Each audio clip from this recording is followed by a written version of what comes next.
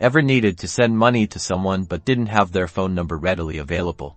Well, Apple Pay offers a nifty solution sending money via email. Let's walk through how to do it first. Make sure you have Apple Cash set up in your Wallet app. If not, go to Settings, then Wallet and Apple Pay, and follow the instructions to activate it. Now, open the Mail app and start a new email to the person you want to send money to. Type in their email address in the To field. In the body of the email, tap once, which will give you options above the keyboard. Tap the Apple Pay button. It looks like the Apple Pay logo.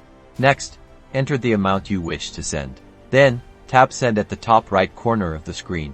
You'll be prompted to authenticate the payment using Face ID, Touch ID, or your passcode, depending on your device. The recipient will receive an email with instructions on how to accept the money. They'll need to have Apple Cash set up on their device to claim the funds. And that's it.